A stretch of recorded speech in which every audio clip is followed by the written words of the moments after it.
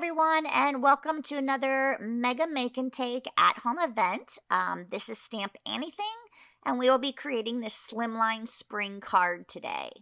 So in your kit, you have your Molly Sunflower image. So I just went ahead and I stamped her on my cardstock that I'll be coloring on. I use Hammer Mill digital copy paper in the 100-pound. I am going to be doing a dark skin tone this time, so we will begin doing that using our 𝐒𝐿_9. Try to leave your marker at a almost 90-degree angle, so you're using the tip of your marker to get a nice thin line with this 𝐒𝐿_9, because this is your darkest color, and to blend it out, you don't want to have it too thick on your image. And we're going to do the light coming in from the left-hand side. So now we will go in with our 𝐒𝐿_7. And we are going to go exactly on the lines we just put down and extending it out a little further. I like to put my shadow and my shadow colors when I'm deciding if I'm doing it with a light source. Just visually trying to figure out where the light would hit, where the darkest would be. And so on this time, since I am having the shadows on the left-hand side, you will see that I put my shadow marks on the undersides of her arms, the left side of her neck, and then more heavy on the left sides of her legs than her right side. Now we're going to go in with our 𝐒𝐿_5, and again, I'm going over the previous layers that we just laid down and extending it a little further. Darker skin cones are a little bit more work in the blending than a lighter skin tone because they are the darker colors. So you really want to make sure that you are, in fact, going over the previous layers that you did and then extending it further. And that's what's going to give you an easier transition. Now we're on to our 𝐒𝐿_3, which is going into our lighter colors of this dark skin tone. This is where the more caramel color starts to come into play with that highlight that will show through. But again, I am going over all of the layers that I've already put down and just extending it a little bit further. And now our final color is our 𝐒𝐿_1. And we're just going to finish blending out and filling in the rest of the space of our images area. If you've ever done a color along with me before, you know that I always do 2 layers, and that is just to make the blending more smooth. Your first layer is you just starting to saturate your paper and having your inks activate well. So by doing a second layer, the paper is already going to be wet from your ink so that when you go ahead and do that second layer, it's all going to blend a lot more easily. So you can see she has a little bit of the shadow more to the one side than the other on the image. So now we're going to go back in, and the second layer always goes a lot faster than your first because you've already laid down your groundwork. So you're just going to repeat where you put that 𝐒𝐿_9 on your first layer, just repeating that. But again, making it a thin line because this is the darkest color. You don't want it too thick because then it's going to be a lot harder to get that nice skin tone break that you want in the transition of your color. Now we're going to go with our 𝐒𝐿_7. Back on top of that 𝐒𝐿_9 we just laid down and just slightly extending it a little bit further, working out that blend.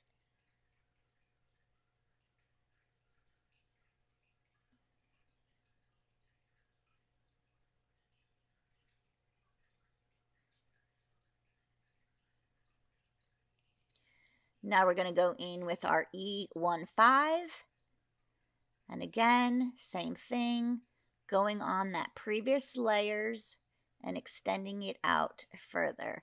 And you should be able to notice a difference between your first layer and your second layer, that the colors are now blending a little bit better and you don't have that really harsh line in there anymore. And that's because your paper is already saturated with the ink. Now we go into our 𝐒𝐿_3 Just smoothing those lines out, getting that blend into that lighter caramel-y color of her skin tone.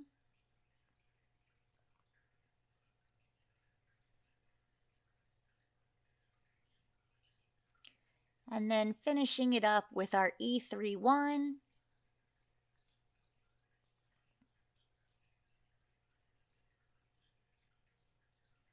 blending out and finishing up, coloring in the area.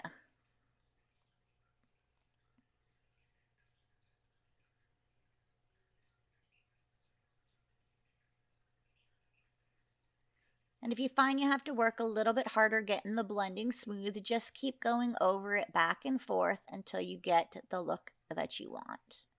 So there is her body.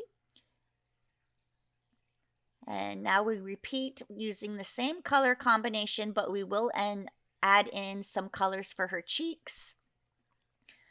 But it's the same concept. You're going to lay down your 𝐒𝐵 where you think your shadows are going to be. And again, this is your thinnest line you're going to be putting down because it would be too thick to be blending out if you made it really thick on her.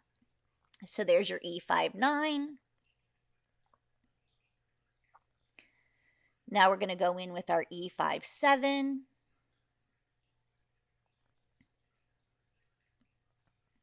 And I'm just literally going over that 𝐒𝐵 and just extending the line a little bit more.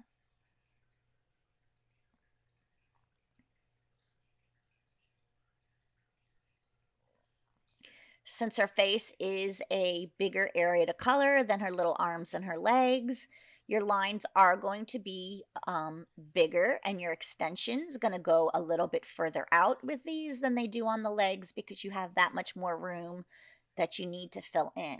So now we're doing our 𝐒15, again, going over all of those previous layers and extending. And you will notice on the first layer in her face, it's going to look more choppy and uneven than it did when you were doing her body. And that again is because it's a bigger space to fill. So you need to be putting down your inks. It's going to not look, so pretty on that first layer because it's not going to be all saturating and melding together. And that is why when you go in with that second layer, it's going to help smooth it all out. And you definitely notice that a lot more on your bigger areas.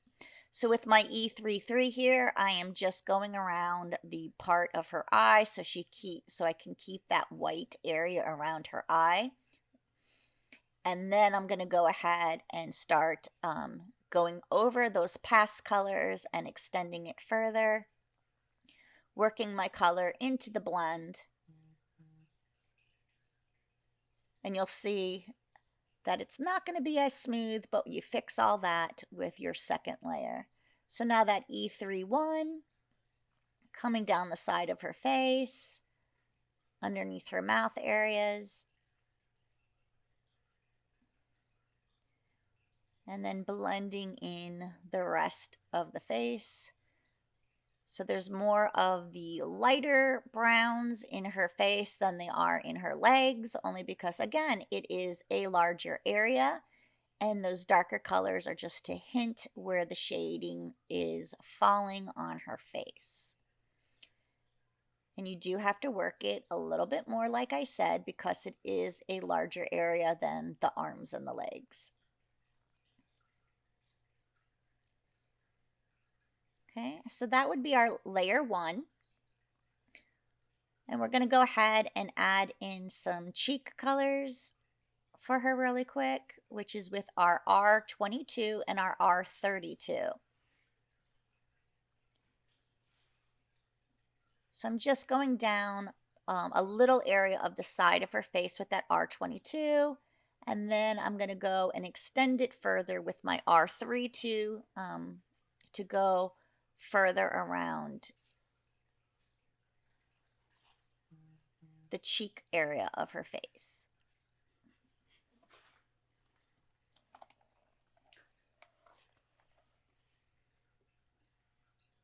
Like so. Okay, so now we are going to go ahead and start with our second layer of her skin.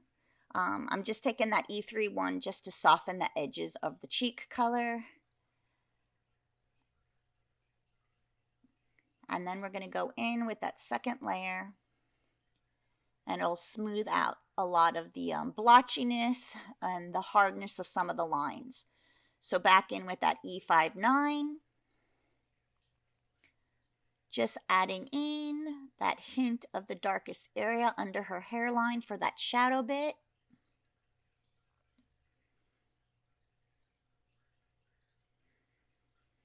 And then going in with our 𝐒5 and blending it out.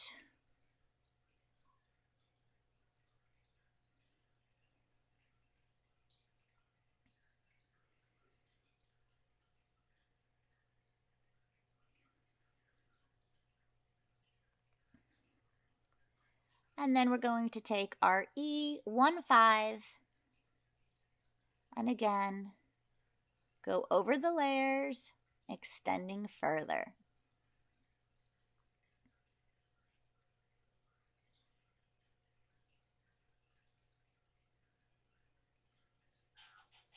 And you'll see that these blends are a lot smoother on that second layer, like I said, due to your paper being already saturated with the ink. So now here is our 𝐒33, and we're going in with that, blending it down, taking our R22, doing her cheeks again,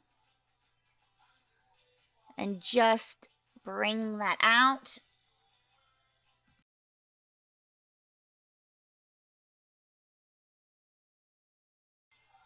So that R22 is just to get that cheek color in there. And then you're going to go in with your 𝐒31 just to soften up the edges of that cheek color and then blend it back into the rest of her face. And you're just going to go over these areas a few times just to smooth out the transition.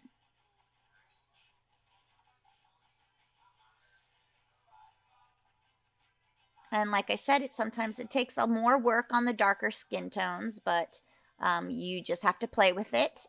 And it's always fun to learn new color combinations, and it's important for you to try new things in order to grow. So now we're going to go on to our next section. And we're just going to take an R17, do the little bit of a tongue on our little girl. I'm just coloring it in completely. And then I'm taking an R37 and I'm just hitting the right-hand side of her mouth, the tongue inside of her mouth, just to give it a little bit of a shadow on the side. Okay, so now we're going to go ahead and we're going to get started on our sunflower. And for this, you're going to need YR68, Y35, Y08, Y17, Y32, and YR31. So with my YR68, I am doing the underside petals, just again hitting up some areas on the sides where I think those top layers of the other petals are going to be overlapping onto the bottom ones, just so I can start creating that shadowy effect on that second layer of the underside of those petals. And that is with your YR68.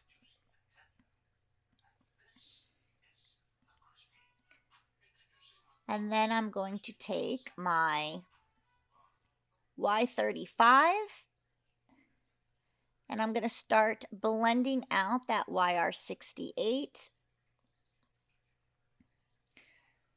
So these under petals are going to have more of that golden yellowy color than the ones on our top. And you're just going to go ahead and hit those and the YR68, extending it out further. And now our Y08 is going to be the final blend on the little tip areas of the blending out of these underside petals on our flower.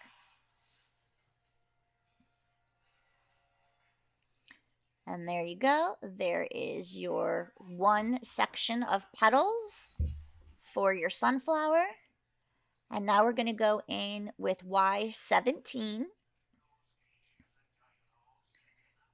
And we're going to go ahead and start adding in, just like before,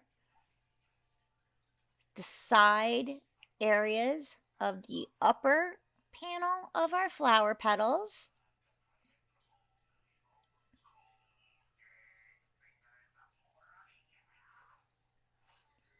And then we're going to take our Y32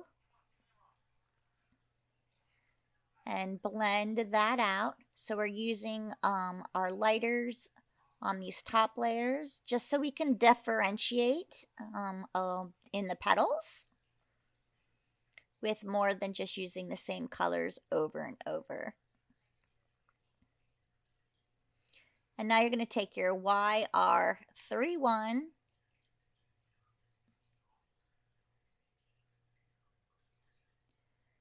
which is our palest color that we'll be using here, and we're going to go ahead and now blend out the rest of those petals.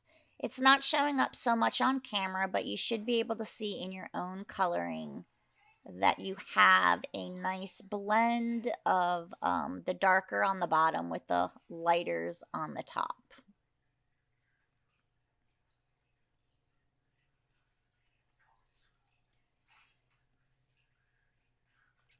Okay, so now what we're going to do is we are going to go ahead and grab our E25 for the center of our sunflower, and we're just going to put down a nice little section of like a C shape on the left hand side, and we're going to blend that out with our E23.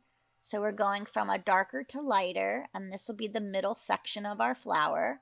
And then our final color, our E55, to blend out the end part where the light would be hitting the most on this part of the center of our flower.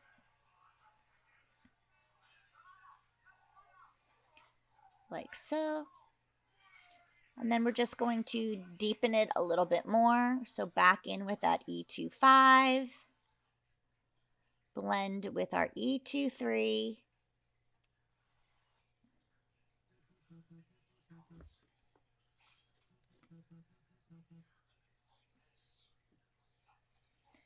And then our E55.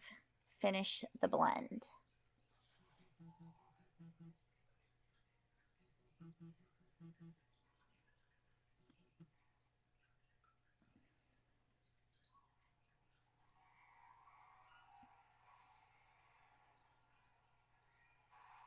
Now we're going to get into the greens of our big leaf and our little stem here. So with our YG67, our darkest color, just like we did with her skin tone, everything's going to be falling on the left-hand side and then blending out to the lighter areas to the right. So I'm just laying down a thick area on the leaf, a small area on the stem, and then blending it out with YG63.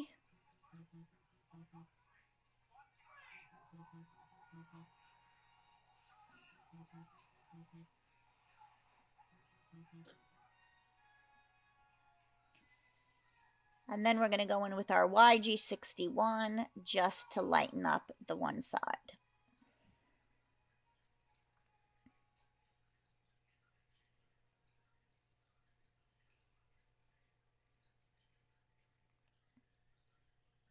And the YGs are a yellow-green, so these are a higher saturated number, so they are more of like a sagey type of green, as opposed to just using your green markers. That's why I like these ones. So back with that YG67, just doing that second layer, adding back in that shadowy area. on the left-hand side of your parts, and then blending it out with our 𝐂𝐲𝐧𝐥𝐢𝐧𝐽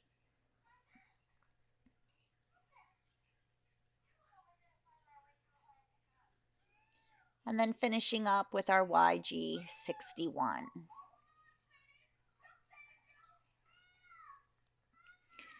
And that will take care of your nice green leafy area of your sunflower girl.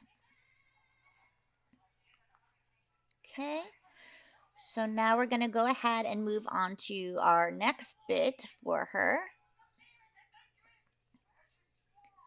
And we are going to do her clothing. So now we're going to go ahead and grab our next set of colors. And we're going to go ahead and start adding a little bit more of a fun color to our girl, with it being spring and summery. So we're going to take our RV19. And we're just going to do her shoes really quick. So we're just going to add a little bit, probably about a third of the shoe in the RV17. And then you're going to extend it out with your RV04. And then the final third of her shoe, you're going to finish off with RV02. And now you just have a quick little blend from dark to light on her shoes. And the shoes are a small area, so that's why it doesn't take much to do her shoes. Now we're going to go ahead and do her little overalls. So we're going to take that RV17. And again, since we're working with the light, our shadows are going to be coming in from the left-hand side down. So we're going to hit more of the darker colors on the left side of her outfit, because that is where we're pulling all of our shadows from. So it's going to be all more to the left, and then it's going to blend into the lighter color to the right of her outfit. And now we're going to go in with that RV04. And I will tell you that blending RV17 and the RV04 does take a little bit more blending to do, because it is a big jump in the number. So you just need to go over it a little bit more. And then you're going to take your RV02 and hit all the little highlighty areas. Your RV04 and your RV02 are going to blend really nice together. That RV17 is just to add those hints of the dark area in there. So I'm just filling in the rest of her little outfit here. And you can see we have a nice tone of going the dark into the light. And then we just want to emphasize it. So we go ahead and we do that second layer once again.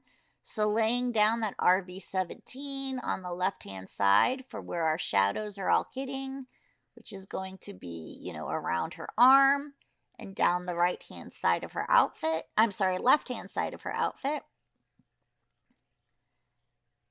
And then taking that RV04, blending it out.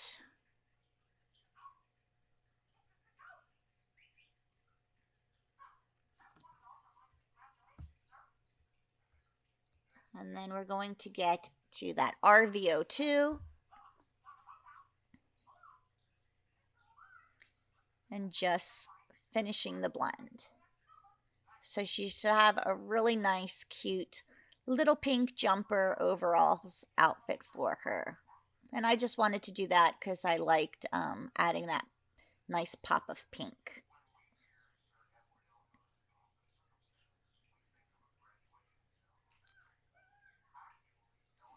Okay, so now we're going to go ahead and get started on the next section, which is going to be her little t-shirt area. And for that, we're going to take our B01. And we're just going to add a little line of the shadow area and then blend it out with our B00. And this you're going to fill in so it's only like a little less than half of the whole area in general, because then you're going to take your colorless blender, and this colorless blender I believe was dry. Yeah, so I go and grab another colorless blender, and I'm going to push that blue back in to each other. So the left side of her shirt is going to have that little bit of the blue tinge to it, whereas the other side, the right-hand side, is not even going to be colored at all. It's going to be left completely uncolored, so that blue just gives the impression of a shadow on her shirt. Now we're going to start with her hair. So we're using our warm grays. So we're starting with our W10. And I'm just going to use the lines that are currently in her hair as a guideline, so I know where I am flicking the roots and the tips in each section of her hair. So just use whatever is drawn on your stamps when you're doing this technique so you can find the flow of how to flick. So we're just laying down the W10 on the roots and the tips of her hair, and we're just doing the one side at this moment. And then we're going to go in with a warm gray number 6, and we're going to go over that W10 and extend it further. And you're just going to keep repeating this process with the markers in this combination to get a nice dark hair tone for our little girl.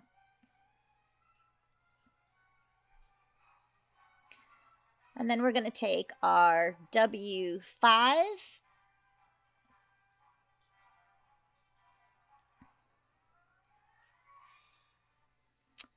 and let's see, where's the W5?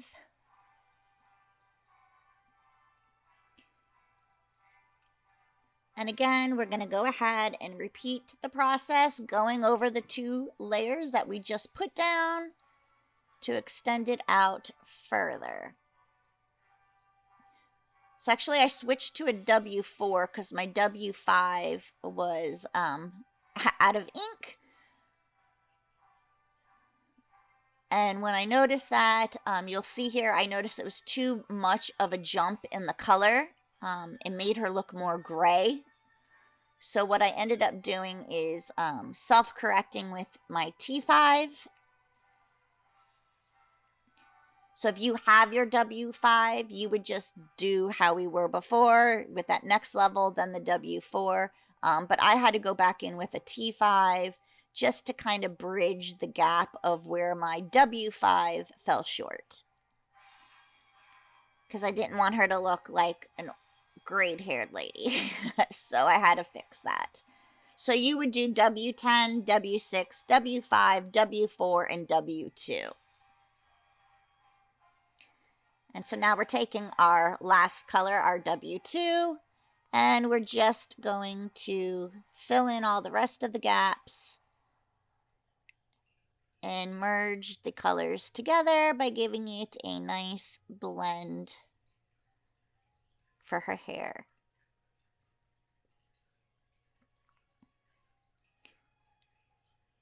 And now we're going to start the process over with that W10.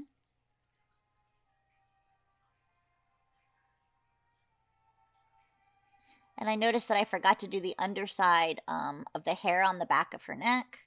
So I just added that in real quick. And now I'm going to go do the tips and the roots on the opposite side of her hair. And by that little cute little barrette she has in, because the shadows would be underneath that as well. And you don't have to worry so much about your coloring on the hair at this time, about getting the great highlights in there, because a lot of it is going to be actually covered up when we do the technique to give her her little curls. So you don't have to go crazy with this being perfectly blended, because like a lot of it, it's almost all of it's going to end up covered up, but you just want that so in between your curls, depending on how tight or loose that you make them, the colors would hit in the areas so that you could see. But it's not going to make a big difference if you're using those tighter curls, so you don't have to go too crazy in trying to fix the hair in that capacity. So just finishing up with that W2, like so, just to make sure I have no white showing, because she wouldn't have any white in her hair. And then I'm just going to really quickly, with that W6, finish the underside of her hair, because it would be the darkest underneath there as well.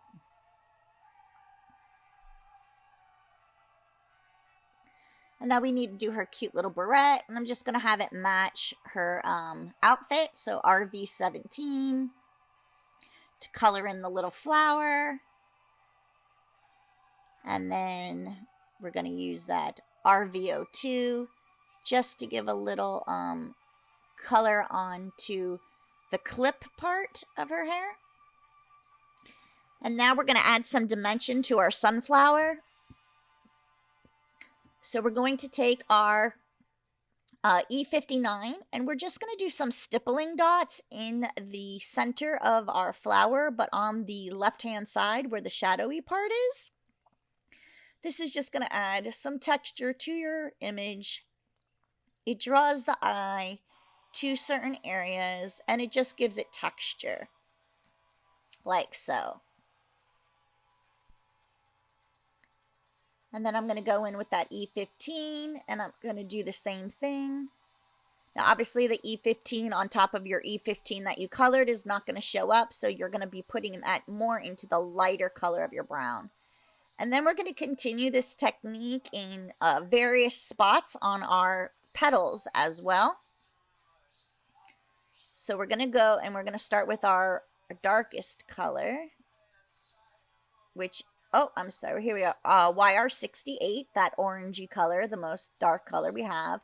And we're just going to put these dots in where we had the darkest shadow areas on those under petals. And they're very sporadically done and they're very loosely done. It's just to help darken up the areas and add some texture to that. And then we're going to follow it up with our Y35. Again, just going over in those same areas. It's just going to intensify the shadow area and bring out more of it and bring more texture to your image. Now your Y17. And this is just a really quick and easy technique you can do on any of your coloring just to give it some added focus to certain areas. And then you can do the same with your greens.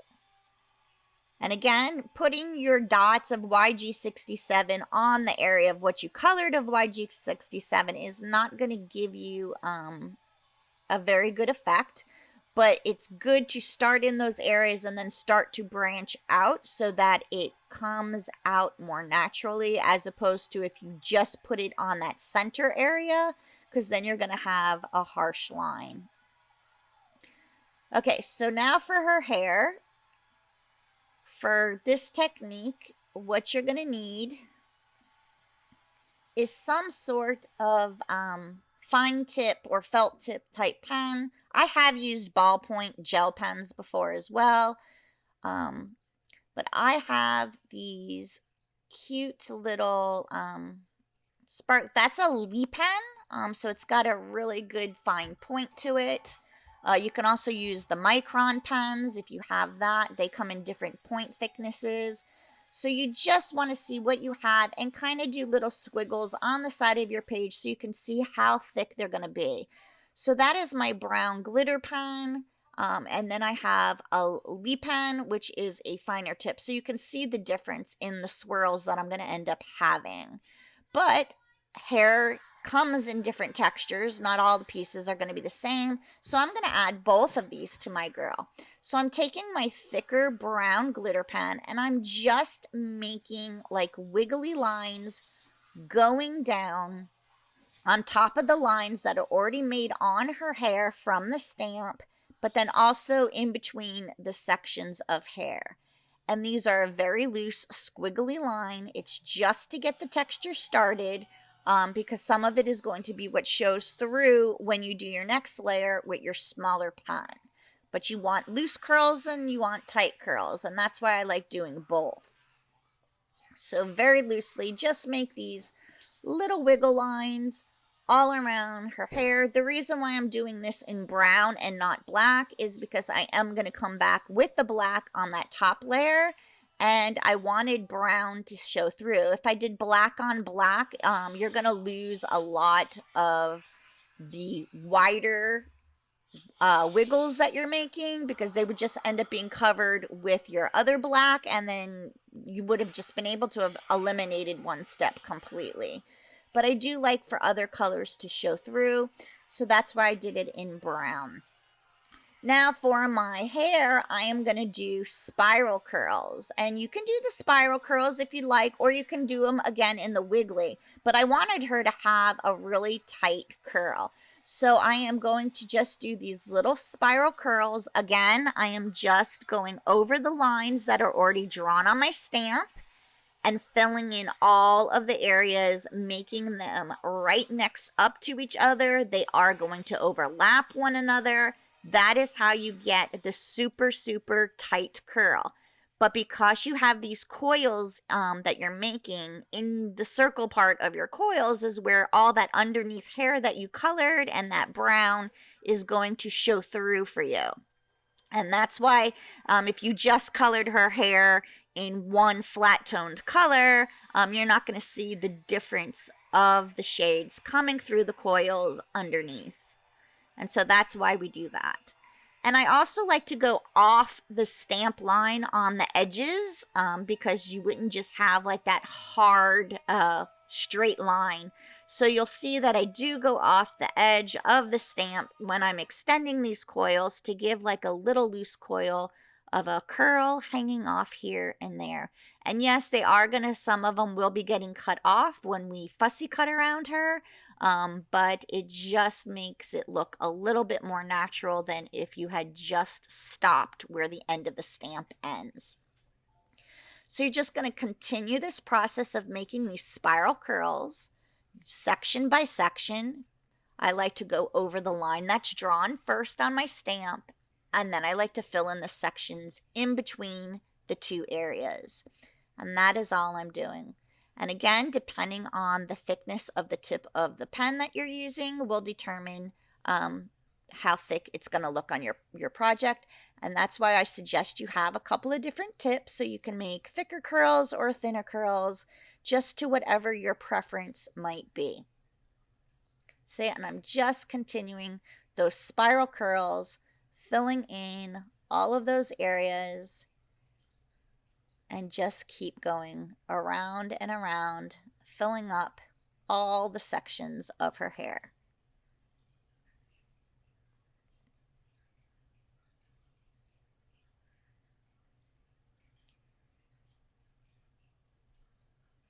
You just want to make sure that each row hits and connects to the row next to it, so you don't have a big gap of a chunk of hair missing. And that is why it's okay, and why I like to have them overlap just a little bit. That way I know I'm not going to have any funky gaps in her hair. Okay, and we're nearly done with this side of her hair. Just have this little last section to go. And there's the one that I did on the edge of the stamp. As you can see, it went over the line like so. So she has like that little curly part on the tops. Okay. And then you can't forget that little black back hair underneath the back side of her neck as well. And then you're going to go ahead and you're just going to continue this process to the other side as well of her hair. And I also like to have a couple little loose ringlets that actually fall on her face as well. So when you're doing those curly cues, just make one or two of them extend and go actually on her face skin. I just think that adds a cute little bit of more character and reality for her little hair, that she's got a couple little strands that fall across her face. Okay, and so we're just going to continue again that other side, just making our spiral coils. Round and around we go until we fill up all of these hair sections.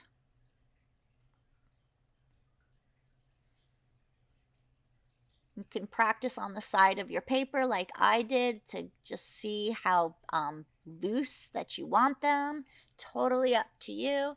But there you go. Super cute coiled hair. You can see some of the color shines through underneath. It doesn't all show up on camera, but you should still be able to see your hair shining underneath it. And then we're going to go ahead and eventually fussy cut her out. Okay, so we are going to get started now doing our inking for our background of our image, of our card. And I'm going to be using some hybrid ink. And I cut a piece of watercolor paper to be the mask, matte size of my card base. So I cut it to be 3.5 by 8, so 3.5 by 8. And now I am going to take some blue ink, and I am just going to go ahead and ink up my sky.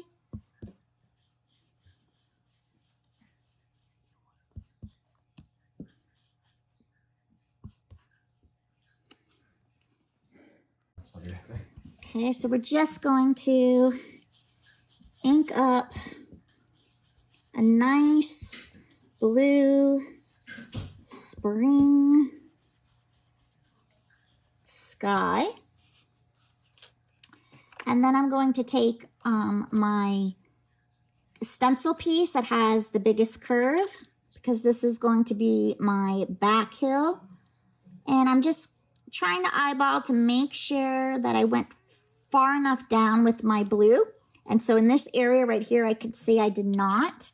So I'm just going to add my blue a little bit further down. And then I can put this back up here and see that I went far enough now. So that is your blue sky. And now I'm going to take one of my lighter greens. This is apple green in a hybrid ink. Again, you use what you have. And then I'm going to line up my stencil on the sides and the top as best as I can, so that I can start creating my little hill scene. And I'm actually going to take some tape just to hold my stencil down in place so it doesn't shift. Ooh, helps if you put it there so it doesn't shift too badly. Okay, so now I'm going to take my green and inking it up, and I'm just going to start putting down my hill layer like so. And I'm just going to bring it all the way down so that when I do my next layer, it'll be a buildup of the color, so that other layer of green can go on top of my first. And so now when I remove my stencil, I'm going to have a nice beautiful hill and sky background. Then I'm going to take our other stencil piece, and this has the curve going in the opposite direction. That's going to go this way. Now, if you have only the one green ink, you can do this again, and you're just going to use a little bit of a heavier pressure so that this front piece stands out against that piece when you stencil it with the same ink. If you have different gradients of green inks, then by all means you can switch those over so you get a nice variation. So I'm just lining it up, flushing it to the bottom and to the sides so I have that nice little curve. And then I'm just gonna go ahead and lay this down as well. And now I'm gonna take my same ink, and now I am going to apply it.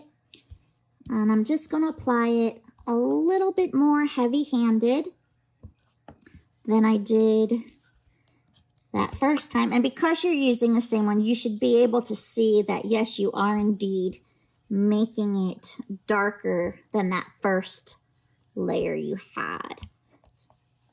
And this is only if you're using the same ink. You just want to make sure that you're adding it to make the next layer darker. If you're using a secondary color of a different green, then you wouldn't have to worry that at all because it will be a different ink entirely.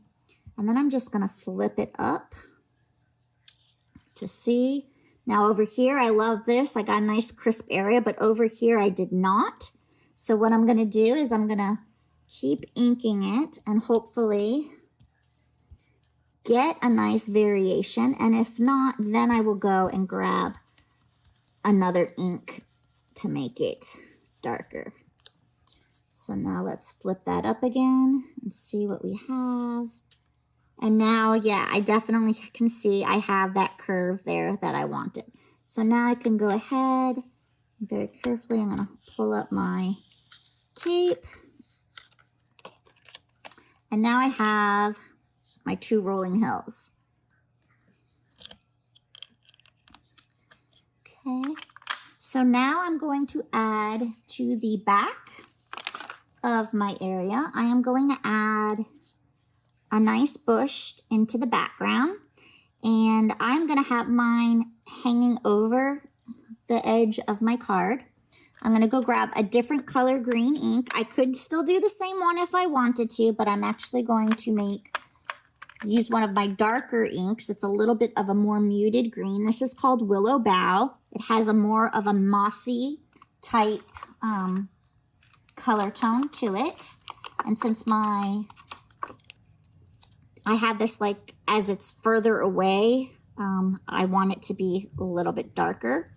And then what I'm going to do here, I'm going to use two stencils at this point. I'm going to use my tape there, and then I'm going to grab, nope, that's not going to do it. I'm going to grab my stencil that we used up here. I'm going to flip it over and reverse it, just so I can kind of, not 100%, but kind of get it on that curve, because I want these to be like they're behind my hill. If I did it in front of the hill, it's going to have that cut off area look there. So I'm just going to eyeball it, hold it down in place, and I'm going to add my green ink to make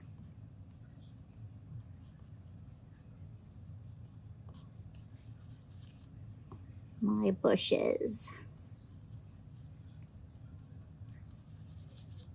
Oop, I just went under a little bit, so I might have just messed that up. Oh, no, there we go.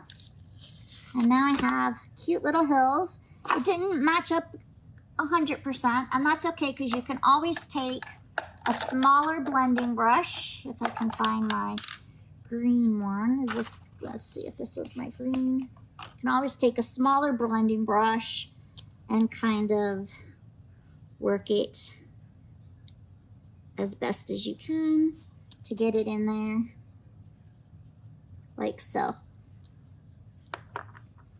So there is our little rolling hill, and now we have a bush. Now we're gonna go ahead and we're gonna add our fence. Now our fence is on a slight curve, and that's so that you can get it to go on the hill as well. And like I said, it's a little bit of a transparent, not really, but you can see through it for the most part. I'm gonna line that up as best as I can on the edge of my hill. Grab some tape again and tape it down. And I'm gonna use one of my smaller brushes here because when it's an open area, when I have less control, and sometimes what ends up happening is you get a little bit of a spray off of it, and then it's a light, but you'll see that bit of a mark on your paper project. So we don't want that to happen. So I'm taking our Pecan Hybrid ink and a smaller brush this time. And you want to keep in mind that you have your background here.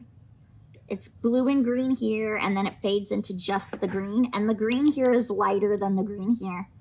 So on my first go around, I'm just gonna lay a light coat of my brown, just so I can see pressure-wise how much is needed to cover those background areas.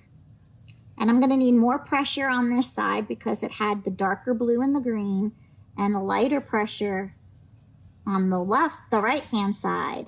But then I also want my fence to look the same. So I can't use the same pressure across the whole board because then I want them to match up. So here I was a little bit darker, and now I'm just going to try and even out the tone as best as I can so that all of my posts pretty much start to look the same. And it's supposed to be a wood post, so it's okay that you're going to have a little bit of variation in there. And there is our cute little fence for our hill. Okay. And now also on that stencil that has the bush, you also have little flowers. So you can add some flowers here as well. And we're going to go ahead and we're just going to add a couple flowers randomly placed. I'm actually going to use that dark green again. And when it's opened like this, I like to take my tape to mask off the bits I'm not going to be using. So I am going to take my tape and cover up the top parts of the flowers to start with, because I don't want to accidentally put them on anything. So I'm just going to take, and you can put your flowers on an angle on the hill, or you can put them down at the bottom, however you want to go ahead and add your flowers. So I'm just going to take my flowers. I don't want them too high up because it's going to be really hard if I wanted to make these in a light color to blend the flower bit on top of that fence. So I'm just going to bring them down here. Let's see. I'm going to just bring them down here. I'm going to have some overlapping going off my paper, and I'm just going to ink blend my stems down. Just like so. And now I have a row of little flowers started. And then I'm going to remove that tape. Can't grab the end because, okay, so I'm going to remove my tape. And now I'm going to mask off my stems because I don't need the stems. And I'm also going to mask off the circle bits. So now I'm using the bloomy part of my flower. And you can do them however you want. You can even make them different colors if you wanted. If you were going to do that, just make sure you mask off the ones, every other one or every third one, whatever you're deciding to do, so that you don't accidentally ink into a different hole for a different one of your buds. So I'm going to do these in a pink, if I can get the pink. So this is Shocking Pink. And let me grab my small brush for that. Okay. And I am not going to use a lot of pressure on that, because then I'm going to go back and do the centers, and the centers are going to be what's darker. So I'm going to really lightly just pounce in my color, just so I'm getting color down, but it's not going to be very dark. Just enough to give that pinky color that I want, but that I still have the flower shape. And now I'm going to remove that tape again. Ooh.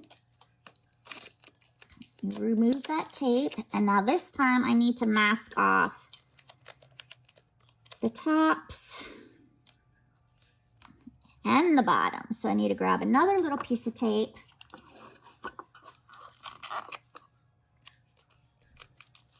Mask off my bottom piece like so. Oh, that one went crooked. We don't want no stems showing. So let me just fix that right up. And now these are going to go into the center of your flowers like so. You can do these in a different color as well, but I'm just going to make them the same pink, but now I'm going to make it ink on ink of the same color. So now my centers are going to be darker than my outside. How cute is that? I mean, you can do a whole field of flowers if you'd like. And that is basically your background scene. And then you can jazz it up by using gel pens and stuff like these. So I'm going to actually add some texture to our wood fence. Let's see, I got a brown pen here. Let's see if the brown will show up. And I'm just going to add some wood green. So it's adding a little bit of a shimmer as well as texture. And doing wood grain, it's a really loose feel. I just, basically make squiggles and lines and a couple dots going in there. It's nothing fancy at all. Just don't make them as straight lines. And then every once in a while, you have the ones that curve and come back. And then you always have your really cool knotted wood in the center, which is just a swirl, like so. So I'm just going to repeat these fun little lines throughout my fence.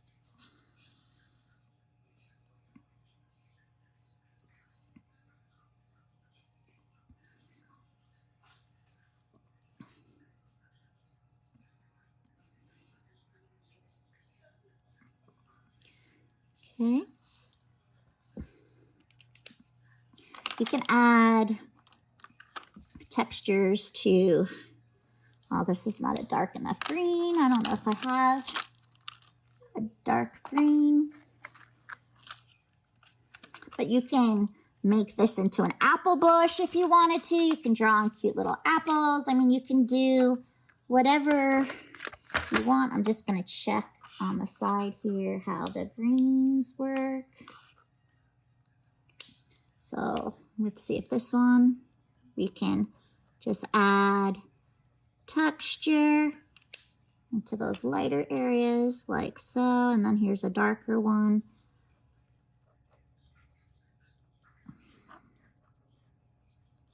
And I'm literally just making swirls and half circles and the letter C just to make it a little like a bush, like so. And that's really all you need to do. If you have another glitter pen, you can jazz up your flowers. But this is basically the back scene of our card. And now with your colored image, we're going to go ahead and assemble. And that's it. Easy peasy. Okay, so I went in and I fussy cut my image off camera. I am not a great fussy cutter. I'm very bad at fussy cutting, but I went ahead and I fussy cut her out. And now I'm just going to find where I want her to be placed on my card. And I'm going to go and just add some foam tape to the back side of her. And I'm just going to get that prepped.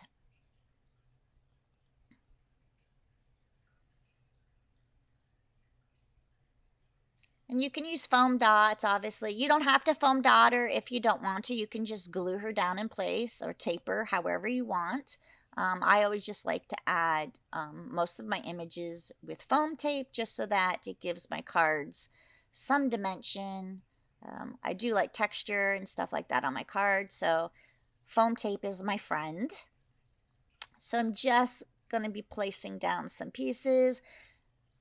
Now her legs are super skinny, so what I'm going to end up doing for her legs is taking a piece of foam tape and cutting it in half, just so that I will eventually be able to also get her legs to stick down too.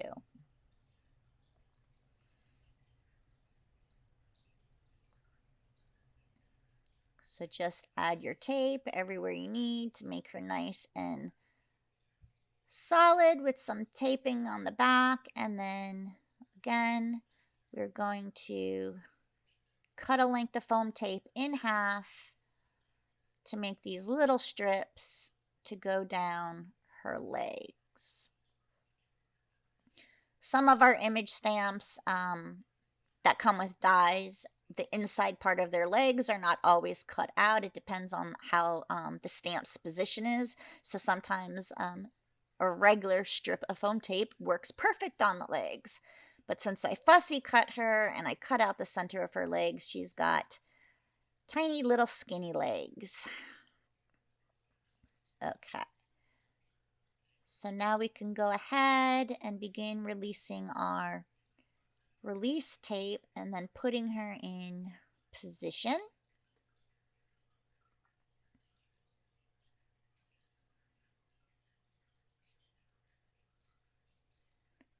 So just getting that off,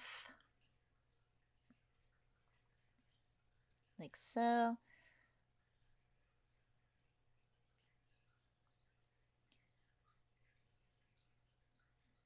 Just want to make sure I don't lose any of it. Some of those were cut small. Okay, so now that I'm going to get this release tape done, I will just go ahead and figure out where I'm going to put her on my card. All right, that one doesn't want to come off. All right, so, now we got all our release tape off. This one. All right, so now positioning her on your card. Let's see, I think I want her to be right. Nope, I think I want her to be a little bit on top of that last fence post. So I'm going to go ahead, put her there. And then all I'm going to do is use that sentiment that came in your kit, glue it up to the left-hand side of the top of the card, and then glue this base onto a base card slimline. And that will give you your finished card. And I hope you enjoyed your time with me today. Thank you.